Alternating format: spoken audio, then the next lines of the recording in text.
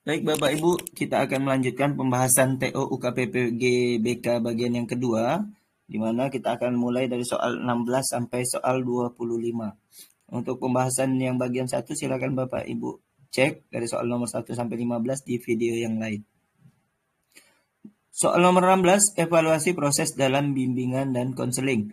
Dalam pelaksanaan bimbingan dan konseling dilakukan evaluasi terhadap proses dan hasil layanan yang diberikan. Berikut pernyataan yang digunakan dalam evaluasi proses. Nah, ini jawabannya bisa lebih dari satu. Nomor 16 ini adalah antusiasme dalam mengikuti layanan bimbingan dan konseling, kemudian keaktifan dalam mengikuti layanan bimbingan dan konseling. Pemahaman terhadap materi, perasaan positif, rencana kegiatan ini bukan proses Bapak Ibu. Jadi, antusiasme itu menunjukkan minat dan keterlibatan siswa dalam proses yang merupakan indikator penting dari evaluasi proses. Keaktifan siswa dalam mengikuti layanan BK itu juga merupakan partisipasi siswa dalam layanan yang penting untuk mengevaluasi seberapa efektif layanan tersebut. Sementara kalau pemahaman terhadap materi layanan BK yang diberikan itu yang C, ini lebih berkaitan dengan hasil daripada proses. Pemahaman adalah hasil dari layanan, bukan proses itu sendiri. Kemudian yang D, perasaan positif yang timbul dari layanan bimbingan konseling yang diberikan. Ini juga lebih merupakan hasil daripada proses. Bukan indikator langsung dari bagaimana proses BK itu berlangsung. Kemudian yang E, rencana kegiatan yang akan dilakukan setelah mengikuti layanan BK. Nah, ini berhubungan dengan tindak lanjut dan hasil, bukan evaluasi proses yang sedang berlangsung. Nomor 17, Bapak Ibu.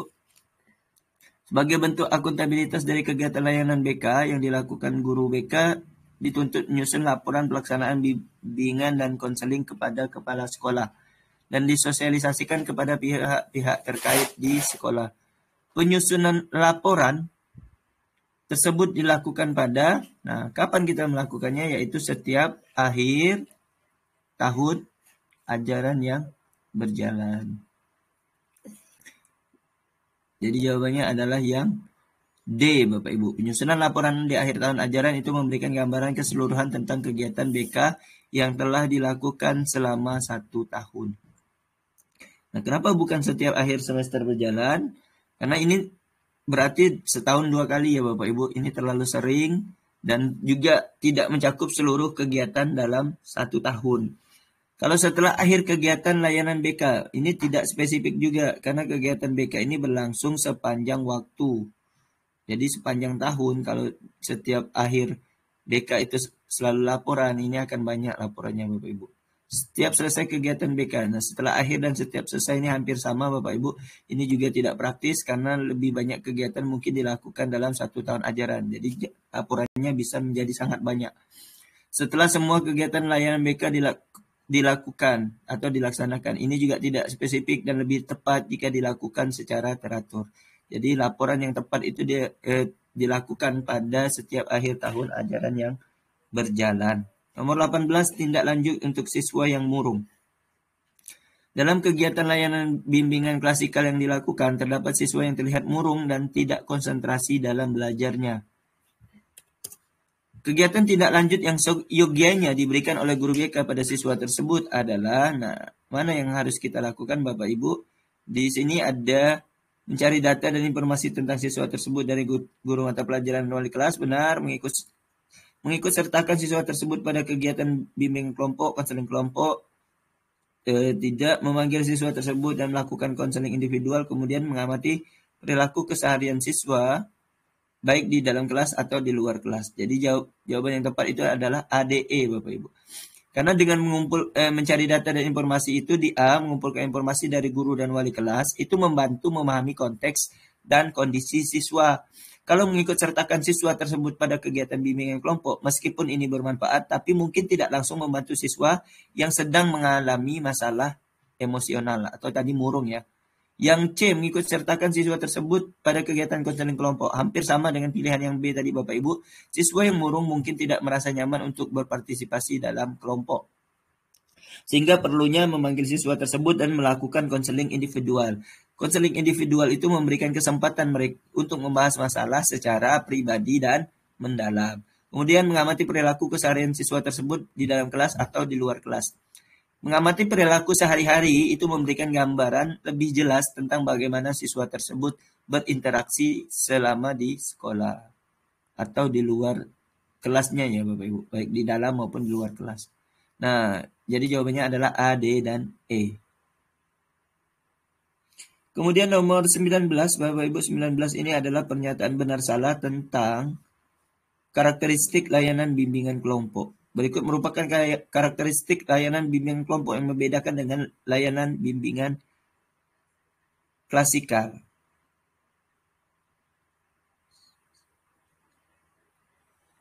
Jumlah individu yang dilayani, ya jelas beda ya Bapak Ibu, benar. Pendekatan dan teknik yang digunakan bisa jadi sama.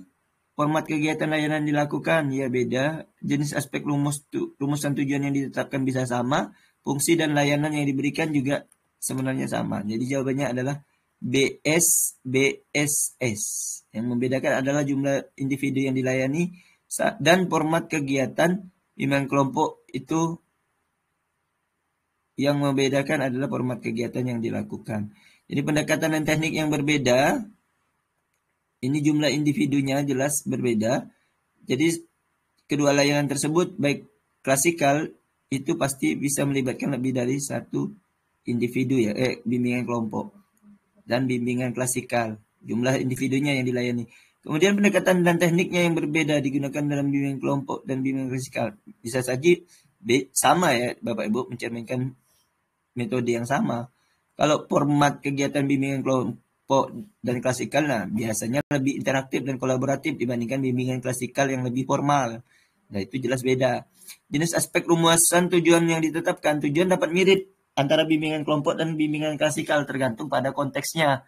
Fungsi dan layanan yang diberikan juga serupa, misalnya untuk memberikan dukungan atau informasi kepada siswa. Jadi yang membedakan itu adalah jumlah individu dan format kegiatan. Nomor 20, strategi layanan untuk pemahaman studi lanjutan.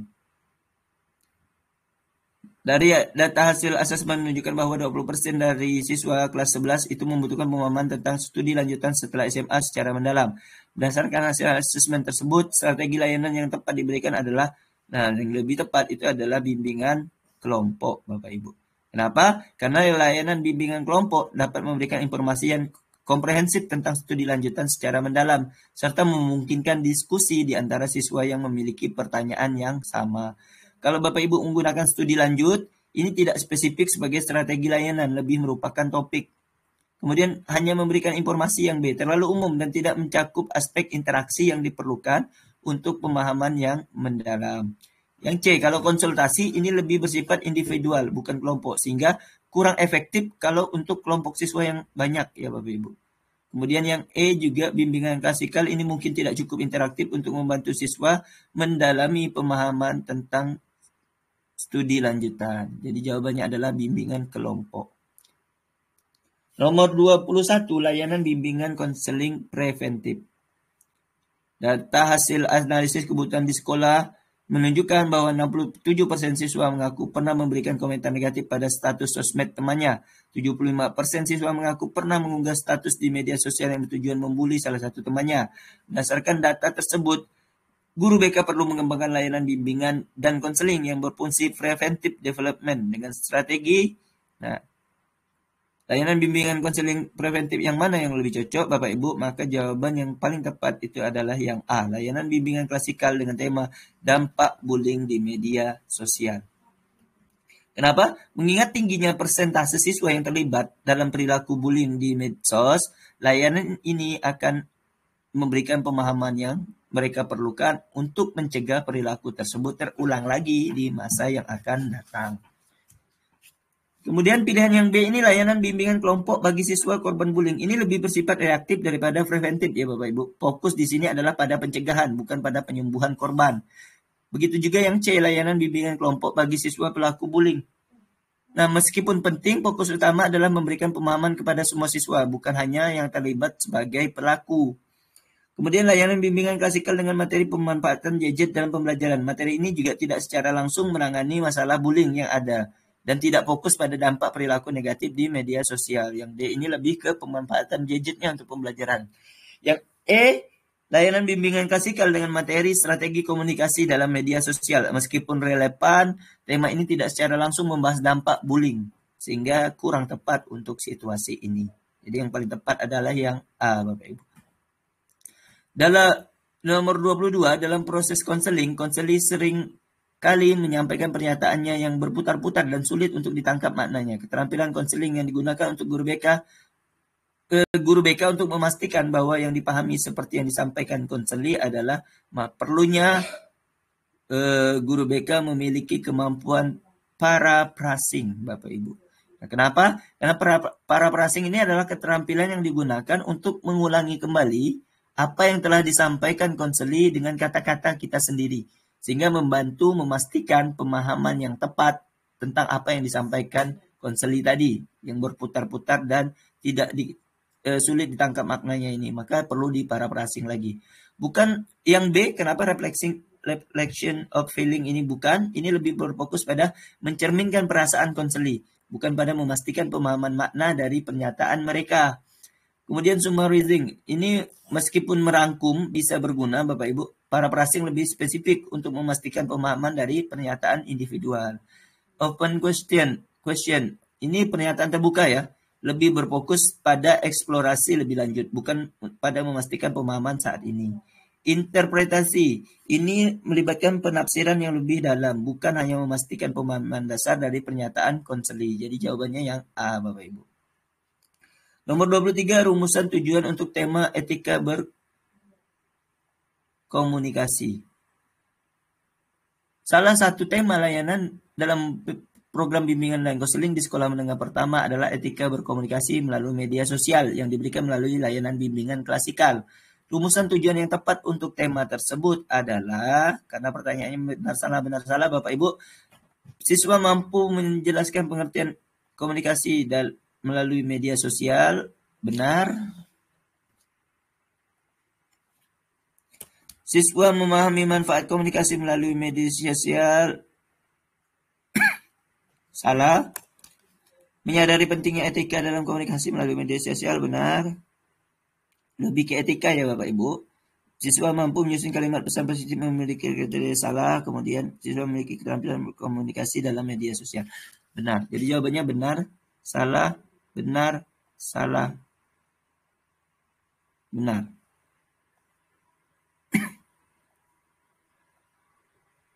Oke, kita bahas. Kenapa yang pertama benar? Siswa mampu menjelaskan pengertian etika komunikasi melalui media sosial. Kemudian menyadari pentingnya etika dan mampu menyusun kalimat pesan positif yang memiliki kriteria etis. Jadi yang paling tepat adalah pernyataan benar ini mencerminkan pemahaman dan penerapan etika dalam berkomunikasi. Sementara yang salah ini lebih bersifat umum dan tidak fokus pada etika, serta tidak mencakup keterampilan praktis yang spesifik. Jadi jawabannya adalah benar salah, benar salah, benar. Nomor 24, evaluasi layanan hasil layanan bimbingan kelompok. Dalam layanan bimbingan kelompok dengan topik dampak bullying yang diberikan pada siswa yang pernah menjadi korban bullying, rumusan pernyataan aspek pengetahuan dalam evaluasi hasil yang tepat adalah, soal nomor 4 ini jawabannya adalah menjelaskan kemungkinan yang terjadi apabila seorang siswa menjadi korban bullying. Jadi ini lebih berfokus pada pengetahuan tentang konsekuensi dari bullying yang merupakan tujuan penting dalam evaluasi hasil. Sementara yang B menjelaskan bahwa dampak bullying terhadap setiap korban adalah berbeda-beda. Meskipun benar Bapak Ibu, ini kurang spesifik dan tidak fokus pada evaluasi pengetahuan mengenai dampaknya. Yang C mengetahui bahwa korban bullying harus disembuhkan. Ini lebih berfokus pada tindakan daripada pengetahuan. Yang D mengetahui bagaimana cara untuk melawan pelaku bullying. Ini juga lebih bersifat tindakan Bapak Ibu dan bukan aspek pengetahuan. Mempraktikkan contoh perilaku yang muncul dari dampak bullying. Ini lebih berkaitan dengan perilaku daripada pengetahuan dan evaluasi hasil. Jadi yang menunjukkan evaluasi hasil dan pengetahuan itu adalah menjelaskan kemungkinan yang terjadi apabila seorang siswa menjadi korban bullying yang di jawaban A. Nomor 25 atau soal terakhir dari bagian kedua ini Bapak Ibu adalah berikut ini merupakan data perkembangan siswa kognitif siswa kelas 11 di suatu SMA. Ada 3 siswa A, B, C, di mana ada usia, tes IQ, kemampuan membaca, dan kemampuan memecahkan masalah problem solving. Siswa yang 16 tahun 110 IQ-nya sesuai tingkat kelas membacanya dan sangat baik dalam pemecahan masalah. Sementara yang 16 tahun 85 siswa B ini IQ-nya 85 tertinggal 2 tingkat kelas dan kemampuan pemecahan masalahnya cukup. Yang 16 tahun di siswa C ini 130 IQ-nya sangat tinggi dan di atas tingkat kelasnya, kemampuan membacanya dan kemampuan pemecahan masalahnya luar biasa. Berdasarkan data perkembangan kognitif yang disajikan, siswa mana saja yang dapat dikategorikan memiliki kecenderungan perkembangan yang normal. Nah, maka kalau kita lihat yang normal ini Bapak Ibu dari pernyataan ini, maka jelas-jelas siswa A dan siswa C Bapak Ibu. Sehingga jawabannya adalah yang C. Karena dari skor IQ dan kemampuan membaca sesuai dengan tingkat kelas itu menunjukkan perkembangan yang normal untuk siswa A, sedangkan yang C ini siswanya dengan skor IQ yang tinggi, kemampuan membaca di atas tingkat menunjukkan perkembangan yang lebih dari normal. Jadi kalau dianggap normal ya, maka yang A dan C. Kalau yang siswa A saja tidak C, ini juga memiliki, padahal C juga normal ya, bahkan di atas normal harusnya. Kemudian kalau B dan C jelas salah karena B ini tidak benar, siswa B tidak menunjukkan perkembangan yang normal. Kalau C saja juga salah, ini mengabaikan siswa A yang juga menunjukkan perkembangan normal. Maka jawaban yang tepat itu adalah A dan C. Nah demikian Bapak Ibu pembahasan TO KPPGBK bagian yang kedua. Silakan Bapak Ibu cek yang bagian pertama dan sampai ketemu di bagian ketiga. Terima kasih. Wassalamualaikum warahmatullahi wabarakatuh.